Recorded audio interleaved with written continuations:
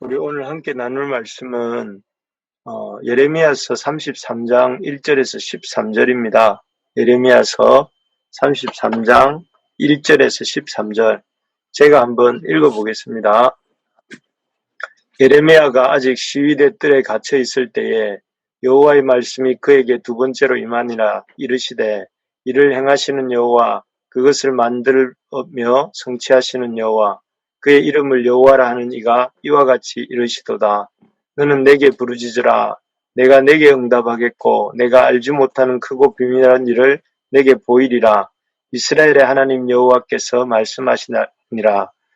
무리가 이 성읍의 가옥과 유다 왕궁을 헐어서 갈대아인의 참호와 칼을 대항하여 싸우려 하였으나 내가 나의 노여움과 분함으로 그들을 죽이고 그들의 사체로 이 성을 채우게 하였나니, 이는 그들의 모든 악행으로 말미암아 나의 얼굴을 가리어 이 성을 돌아보지 아니하였음이니라.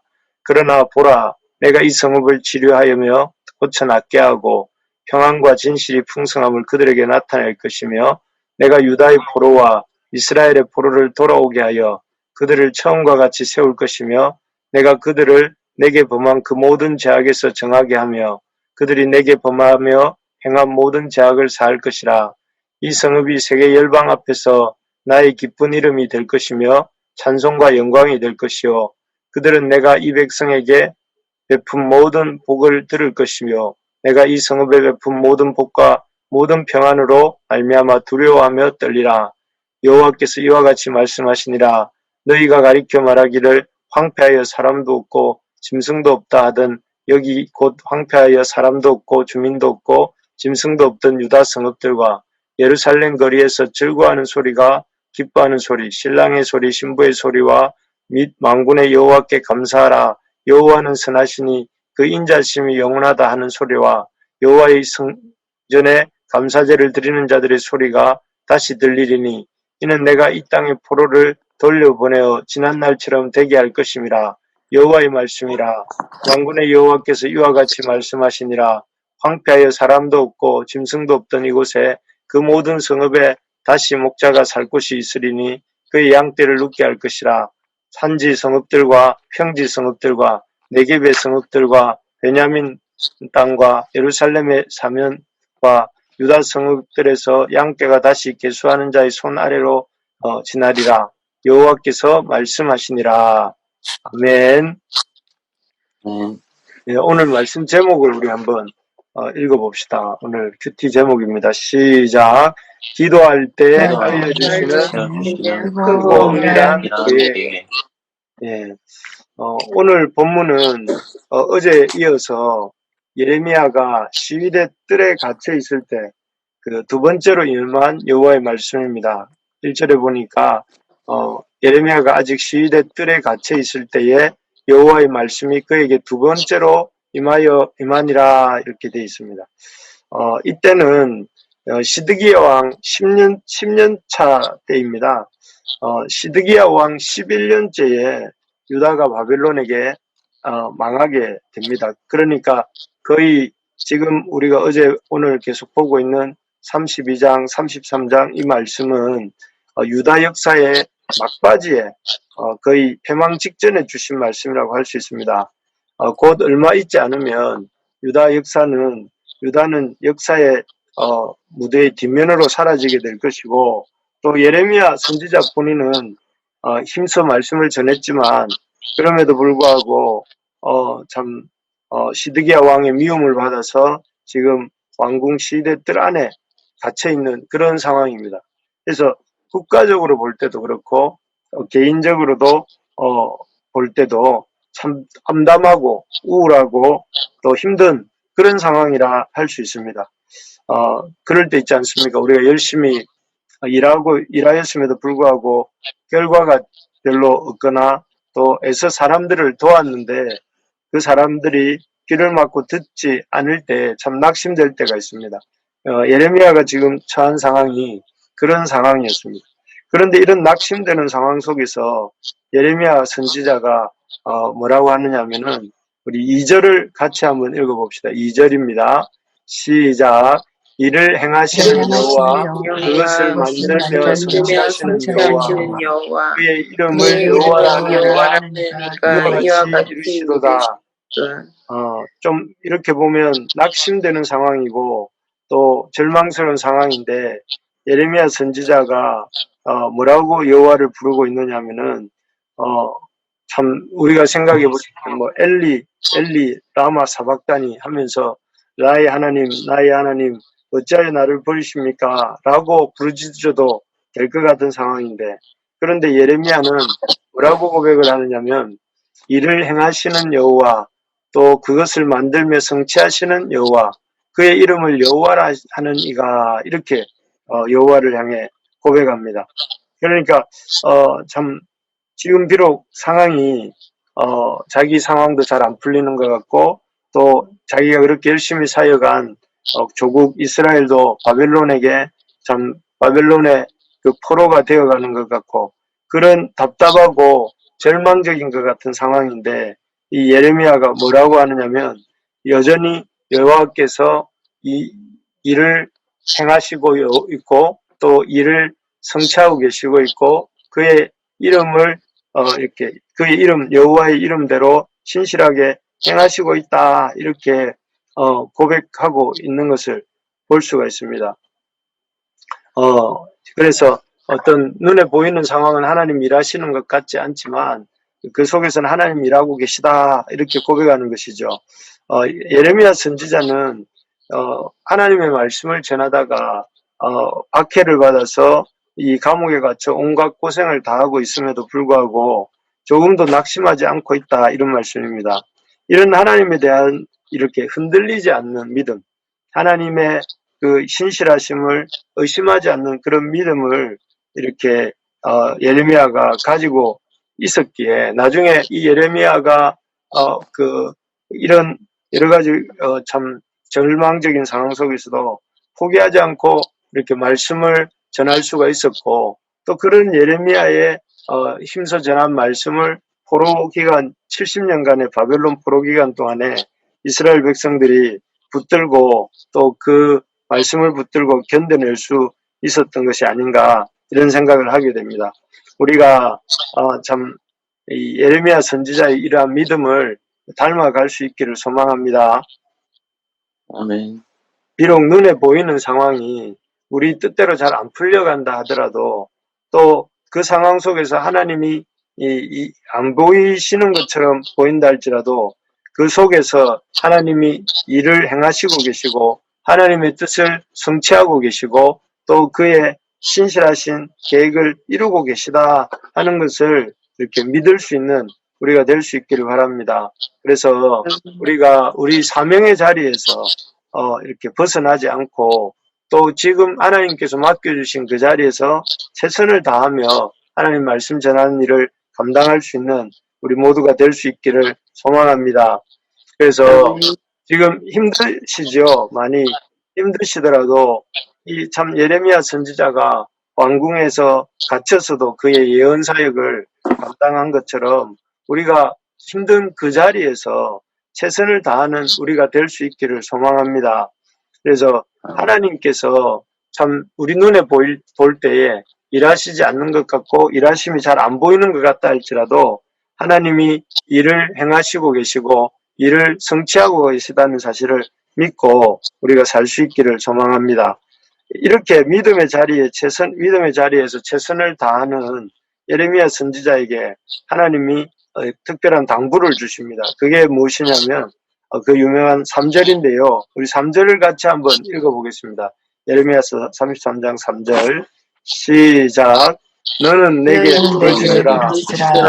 내가 내게 응답하겠고 내가 알지 못하는 그 일하는데 내게 보이리라.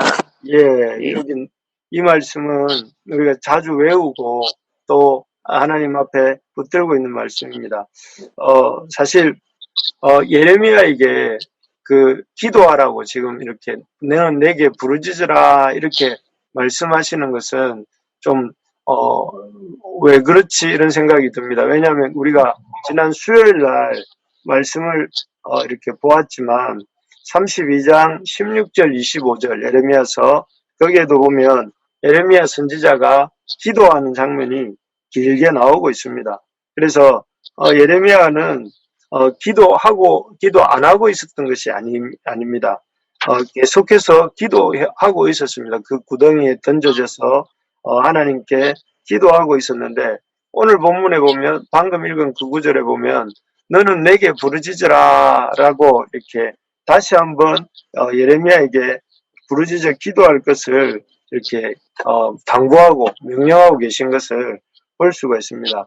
왜 하나님은 기도하고 있었던 예레미야에게 또 기도하라고 이렇게 말씀하시는가? 이것을 보면 3절 뒷부분에 답이 나오죠. 내가 내게 응답하겠고 내가 알지 못하는 크고 비밀한 일을 내게 보이겠다. 크고 비밀한 일을 예레미야에게 보이시기 위해서 그렇게 기도하라고 이렇게 말씀하십니다. 사실 우리가 이렇게 기도해야 될 이유가 무엇입니까? 우리가 어제도 기도했고 오늘도 기도했고 또 그제도 기도했는데 계속 기도해야 되는 이유가 무엇인가? 바로 하나님의 크고 그 비밀한 일을 이렇게 크고 은밀한 일을 우리가 볼 수 있기 위해서 그렇습니다. 우리가 정말 그렇습니다. 이렇게 하나님이 우리에게 기도하라고 시키시는 이유는 어떤 응답을 받게 하시는 것에 있습니다. 그런데 이 응답을 받는 그것을 어떻게 알 수 있느냐면은 우리의 영적인 눈이 열려서 기도할 때 우리의 영적인 눈이 열려서 우리가 알지 못하는 크고 비밀한 일을 보게 된다 하는 것입니다. 실제로 우리 삶 속에서 기도하지 않는 사람은 하나님이 응답해 주셔도 어떻습니까? 하나님이 그의 어떤 강구에 역사해 주셔도 그 사람은 그것이 하나님의 기도로 응답으로 일어난 일인지를 모릅니다. 그냥 어쩌다가 보니 우연히 그 일이 일어났다고 생각합니다. 하지만 기도하는 사람은 어떻습니까? 그 기도한 일이 일어나게 될 때 눈으로 보기에는 우연처럼 보인다 할지라도 그 일이 하나님이 들어주신 결과다 하는 것을 금방 알게 되죠.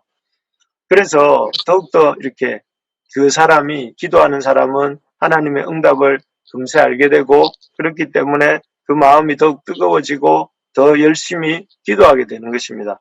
그렇습니다. 이게 기도의 신비한 원리입니다. 우리가 열심히 기도해야 되는 이유는 기도함으로써 우리는 우리의 믿음이 더욱 견고해지고 또 우리가 하나님의 일하심을 볼 수 있게 되고 그 하나님의 일하심 앞에서 우리가 더 이렇게 하나님의 사람으로 세워지기 때문에 그렇습니다. 그래서 우리 부르심의 가족들이 더 열심히 부르짖어 기도할 수 있기를 소망합니다.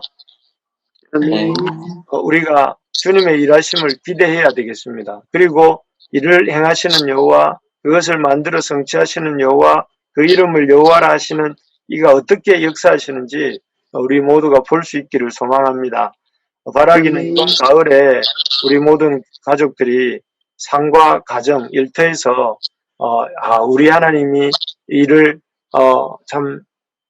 성취하시고 일을 행하시고 또 일을 성취하시고 또 그의 신실한 이름대로 우리 가운데 역사하셨다라고 고백할 수 있는 그런 간증이 더욱 많아지는 우리 모든 부르심의 가족들의 삶이 되기를 예수님의 이름으로 축복합니다. 그래서 하나님께서 하나님의 일하심을 믿는 예레미야에게 기도할 것을 당부하신 후에 하나님이 이 예레미야 선지자에게 보여주시는 하나님의 크고 비밀한 일들이 무엇인가 하는 것이 여기 4절 5절에 나옵니다. 4절 5절에 보면 이렇게 되어 있습니다. 4절 5절 우리 한번 같이 읽어봅시다. 시작. 이스라엘의 하나님 여호와께서 말씀하십니다.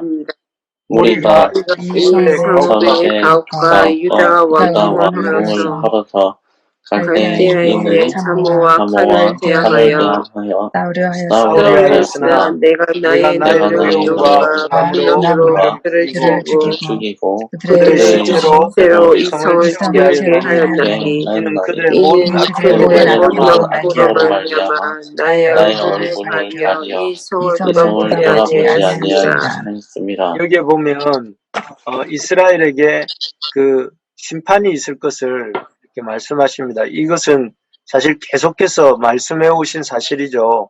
유다가 바벨론과 지금 대치 중에 있는데 이 유다가 결국은 너희들이 아무리 애를 써도 바벨론에 패할 것이고 바벨론의 포로가 될 것이고 이렇게 그렇게 될 것을 말씀해 오셨어요. 이게 현실이었어요, 현실. 유다가 지금 직면하고 있는 바벨론과의 대치 중에서 유다가 앞으로 이렇게 겪게 될 그런 이 실제 현실이었습니다. 그런데 예레미야에게는 하나님이 그 눈에 보이는 현실 너머의 것들을 계속 보여주고 계셨어요. 그게 뭐냐면은 이 6절 이후에서 쭉 이어지는 하나님의 말씀입니다. 이 예레미야서 33장은 그런 의미에서 하나님이 어떤 이스라엘의 앞으로의 모습을 보여주시는 계시의 그 완성판이라고 볼 수 있는데 6절에 보면 이렇게 말씀하십니다. 그러나 보라, 내가 이 성읍을 치료하며 고쳐 낫게 하고 평안과 진실이 풍성함을 그들에게 나타낼 것이며 내가 유다의 포로와 이스라엘의 포로를 돌아오게 하여 그들을 처음과 같이 세울 것이며 내가 그들을 내게 범한 그 모든 죄악에서 정하게 하며 그들이 내게 범하며 행한 모든 죄악을 사할 것이라 이렇게 말씀하세요. 그래서 이스라엘 백성을 이렇게 포로된 땅에서 돌아오게 하시고 또 그들을 이 처음과 같이 세울 것이고 또 그들에게 모든 죄악을 정하게 하고 또 이 성읍과 세계 열방 앞에서 나의 기쁜 이름이 되게 하고 찬송과 영광이 되게 하겠다.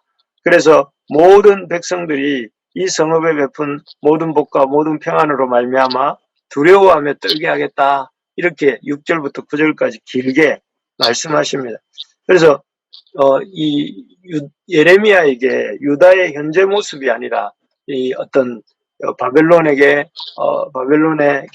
지고 포로가 되는 그런 현재 모습 속에서 그 모습만을 보게 하시는 것이 아니라 앞으로 하나님이 이 이스라엘에게 행하실 일들을 그 심판 중에도 보게 하시는 것이죠. 그래서 치료하시고 고쳐 낫게 하시겠다는 것과 포로된 땅에서 돌아와 처음과 같이 세워주시겠다 하시고 또 모든 죄악을 사해 주시고 이 세계 열방에서 찬송과 영광이 되겠다. 이게 9절까지 말씀입니다. 그리고 10절, 11절에도 어떻게 말씀하시냐면 우리 10절, 11절 같이 한번 읽겠습니다. 10절, 11절 시작. 여호와께서 이와 같이 말씀하시니라. 너희가 가리켜 말하기를 황폐하여 사람도 없고 짐승도 없다. 넌 여기 곧 황폐하여 사람도 없고 주민도 없고 짐승도 없다. 유다 성읍들과 예루살렘 거리에서 즐거워하는 소리, 기뻐하는 소리, 신랑의 소리, 신부의 신부의 소리와 망군의 여호와께 여호와께 감사하라.